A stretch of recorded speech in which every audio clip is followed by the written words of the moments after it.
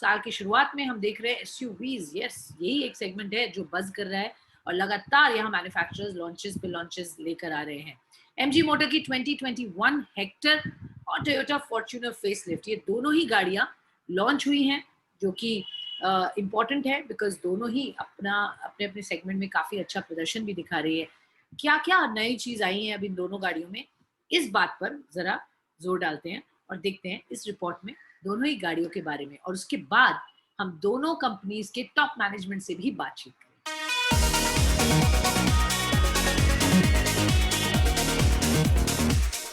British वाहन निर्माता company MG Motors ने भारत में अपनी शुरुआत 2019 में हेक्टर की लॉन्च से की थी और अब कंपनी ने इसके नए 2021 फेसलिफ्ट मॉडल को भारतीय बाजार में लाया है।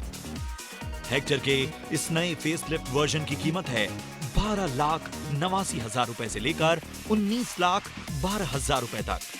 बताते चलें कि एसयूवी के लाइनअप में पिछले साल लॉन्च की गई हेक्टर प्लस वेरिएंट को भी इसमें शामिल किया गया है, जिसे 6 सीटर विकल्प के अलावा 7 सीटर ऑप्शंस के साथ लॉन्च किया गया है। 2021 एमजी हेक्टर फेसलिफ्ट के बाहरी लुक में कुछ बदलाव किए गए हैं।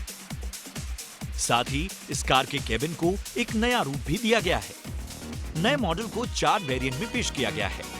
इस कार में बाहर की तरफ नए सिरे से फ्रंट बम्पर, नई ग्रिल, नए अलॉय व्हील्स और रिफ्रेश्ड रियर प्रोफाइल दी गई है। वहीं इंटीरियर अब ventilated front seat, wireless charging, dual tone beige black upholstery और लेदर सीट जैसी सुविधाओं से लैस है। Hello MG. 2021 हेक्टर मॉडल को इंग्लिश वॉइस कमांड भी मिलता है, यानी आप हिंदी या अंग्रेजी में वॉइस कमांड का इस्तेमाल कर सकते हैं। 2021 एमजी हेक्टर फेसलिफ्ट पर इंजन विकल्पों में वर्तमान के समान ही 1.5 litre petrol motor, 1.5 litre petrol hybrid motor और 2 लीटर डीजल इंजन दिया गया है, जिसमें 6 स्पीड मैनुअल ट्रांसमिशन को स्टैंडर्ड रखा गया है। भारत में MG Hector facelift Tata Harrier, Hyundai Creta और किया सेल्टोस को टक्कर देती है।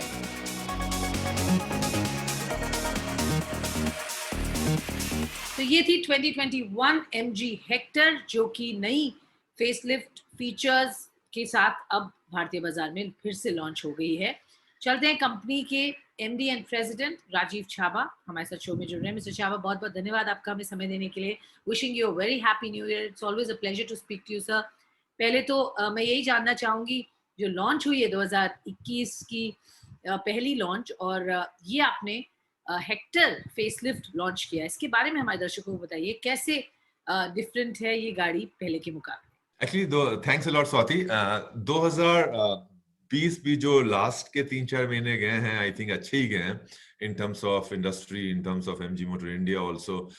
इस साल हम एक्सपेक्ट कर रहे हैं कि इंडस्ट्री की ग्रोथ 15 से 20% होनी चाहिए कैलेंडर ईयर में अगेन, एंड अगेंस्ट दैट हम क्योंकि हमारे लिए काफी सेकेंड ईयर पूरा होगा तो still long way to go, तो हम सोच रहे हैं हमारी ग्रोथ का टारगेट एटलीस्ट 75-75% होना चाहिए, and we should sell almost 50,000 cars. Last year हमने करीब 28,000 के आसपास गाड़ी बेची है, तो हम 50,000 का टारगेट कर रहे हैं इस साल का।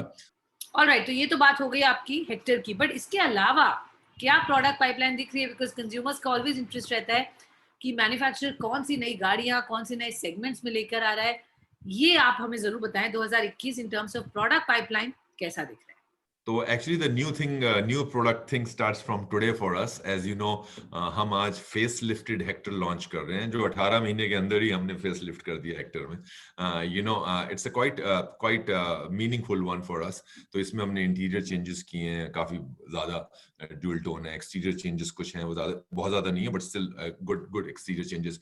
व्हील 18 इंच का ले आए हैं, वेंटिलेटेड सीट्स हैं, और जो इंटरनेट इनसाइड है, जो कनेक्टेड कार फीचर्स है, उसमें हमने काफी चेंजेस किए हैं। उसमें अब हम हिंदी और इंग्लिश लैंग्वेज में बात कर सकते हैं। आप उसको बोल सकते हो कि टेम्परेचर बढ़ाओ, सनरूफ खोलो या एफएम रेडियो लगा दो, तो हिंदी में भी बात कर सकते हैं हेक्टर से।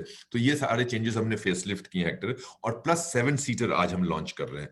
तो now Hector will come in 5 seater, 6 seater and 7 seater. तो ये तो हेक्टर का है, तो इससे हमारी हेक्टर की थोड़ा पोजीशनिंग और बेटर होगी एंड होपफुली हमको और वॉल्यूम्स मिलेंगे।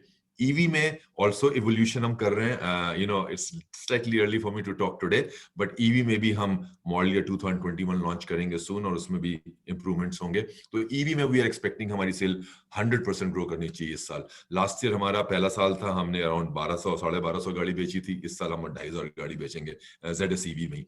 उसके बाद ग्लॉस्टर को हमको पूरा साल मिलेगा, क्योंकि हमने लॉन्च करी थी अक्टूबर में, तो full year of Gloster sales. And last and most important, चौथा प्रोडक्ट हम लॉन्च करेंगे Q3 के आसपास, जो कि हेक्टर से नीचे वाले सेगमेंट पे होगा। तो ये सारी चीजें put together should give us the impetus, और जो मोमेंटम होगा उससे हम 50,000 गाड़ी का टारगेट कर रहे हैं। वेल राजीव, हम जानते हैं अगले महीने बजट भी है और बजट में एक्सपेक्टेशंस भी इस बार हैं सरकार से। ऑटो सेक्टर के लिए आप क्या उम्मीद कर रहे हैं सरकार को करना चाहिए to give a boost to this sector? सबसे पहली बात, क्यों हमें उम्मीद है और क्यों गवर्नमेंट को करना चाहिए। ऑटोमोटिव इंडस्ट्री 9% ऑलमोस्ट जीडीपी का कंट्रीब्यूट करती है, और I would like to argue कि जब हमारी गाड़ियां थोड़ी बिकनी शुरू हुई हैं इंडस्ट्री की इन सितंबर अक्टूबर टाइम फ्रेम, उससे एक्चुअली इंटायर कंट्री में कंज्यूमर का सेंटीमेंट पॉजिटिव होने शुरू हो गए, ग्रीन शूट्स इकोनॉमी में दिखने शुरू हो गए, क्योंकि इतना ज्यादा ऑटोमोटिव इंडस्ट्री के लिंकेजेस हैं, backward and forward linkages with the economy. तो actually it's good for people, good for government, and good for automotive industry for sure. तो अभी जो हमारी मार्केट लास्ट ईयर डाउन हुई है जनरल बिकॉज ऑफ कोविड, तो actually हम अपने पीक से बहुत नीचे जा चुके हैं। ऑटोमोटिव इंडस्ट्री के लोगों के पास बहुत कैपेसिटीज है, तो अभी अगर हम 15-20% की ग्रोथ की बात करेंगे, so on one hand you can say कि बड़ी अच्छा है, 15-20% अच्छी ग्रोथ है, बट वो स्मॉल बेस पे है। हमें 3 साल लगेंगे at least to go back to the peak of automotive industry what we had hit in 2018। तो अगर उसको हम एक्सेलरेट कर दें, अगर हम 3 साल की जगह 2.5 साल या 2 साल में अपने पीक पे पहुंच जाए, it's good for everyone. Taxes increase हो जाएंगे, हमें टैक्सेस का कलेक्शन बढ़ जाएगा, इकोनॉमी में पॉजिटिविटी आएगी, सेंटीमेंट्स इंप्रूव होंगे, एंड तो it's good, and capacities improve होंगी, सबकी यूटिलाइजेशन, तो सबके लिए अच्छी बात है वो ये। तो उस पर्पज से आई थिंक, चाहे वो जीएसटी का इशू हो, टैक्स, अगर थोड़ा सा टैक्स उसमें हेल्प मिल जाए, या फिर आपका स्क्रैपिंग पॉलिसी की बात चल रही है, एंड आई थिंक काफी पॉजिटिव सिग्नल्स आ रहे हैं कि उसको जल्दी से अप्रूव होना चाहिए, so that will help, scrapping policy will help. जो रोड टैक्सेस वगैरह एंड जो स्टेट के लेवल के इश्यूज हैं, तो उसमें आई थिंक एटलीस्ट टैक्स ना बढ़ाएं, कुछ टैक्स कम कर दें, एटलीस्ट ईवी पे और इंसेंटिव मिल जाए स्टेट गवर्नमेंट्स की तरफ से भी। तो ये सारी चीजें, and plus financing is always an important thing for automotive industry. Finance side में भी एटलीस्ट और अट्रैक्टिव पैकेजेस अगर मिल जाए लोगों को, R&D में सपोर्ट मिल जाए, ईवी की बात चली रही है ऑलरेडी, तो ये सारी चीजें मिला के अगर हम थोड़ा सा और सपोर्ट करेंगे, it will be good for the economy in my opinion. और फाइनली एक आखिरी सवाल, मैं आपसे कंपनी के कैपेक्स प्लान, एक्सपेंशन प्लान के बारे में जानना चाहूंगी। साथ ही में ये भी जानना चाहूंगी कि हेक्टर, ग्लॉस्टर, ZS ईवी के बाद अब कोई ऐसा सेगमेंट है जहां आप सोचते हैं आपको एंटर करना चाहिए, स्पेशली छोटी गाड़ी, वहां कुछ प्लान्स हैं आपके उस सेगमेंट में एंटर करने के? क्या हम कोई हैचबैक की उम्मीद रख सकते हैं आपसे जल्द ही? इस पर भी हमें जरूर बताएं। आई थिंक ये हमारा बड़ा इंपॉर्टेंट पिलर है ब्रांड के लिए, and that's how, as you know, हमारी जर्नी अगर आप देखें, हेक्टर की भी कनेक्टेड कार हमने वो करा, ईवी इलेक्ट्रिक व्हीकल लेके आया, which is the best of its, I would like to argue कि it's best EV in the country right now, and autonomous level 1 लेके आए ग्लॉस्टर में। तो हम डबल डाउन करेंगे टेक्नोलॉजी साइड में, और ना ही हम सिर्फ बाहर से लाने की कोशिश कर रहे हैं, बट इसको हम इंडिया में कितना इस चीज को हम लोकलाइज कर सकते हैं, और कितना हम कोलैबोरेट कर सकते हैं, जिससे कि इंडिया में काफी वैल्यू है एडो टेक्नोलॉजी की, उस पर फोकस ज्यादा करने जा रहे हैं। तो जैसे ईवी में एज एग्जांपल बात करें, वी आर सीरियसली थिंकिंग कि हम 500 किलोमीटर की रेंज की बैटरी लगाएंगे गाड़ी में विद इन 1 साल से 1.5 साल के अंदर, एंड वी आर कमिटेड, उसको करेंगे।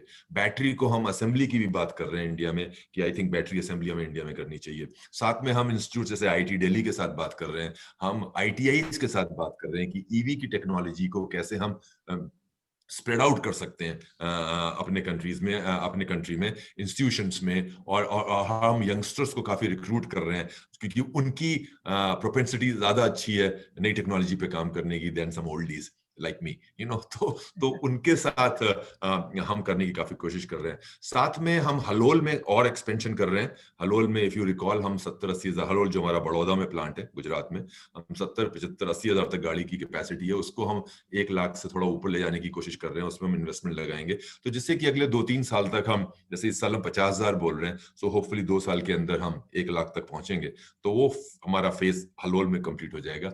उसके ऊपर फिर हमको फिर 5th product and 6th product को सोचना है, और उसके लिए कैपेसिटी सोचनी है। तो उसके लिए यू नो, चाहे वो कॉन्ट्रैक्ट मैन्युफैक्चरिंग हो, चाहे वो ब्राउन फील्ड हो, चाहे वो ग्रीन फील्ड हो, वो डिसीजन अभी हमने लिया नहीं है, तो थोड़ा सा उसमें भी टाइम लगेगा उस फेज को सोचने के लिए।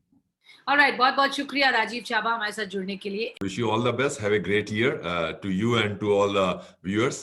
Thanks a lot for inviting me. Thank you.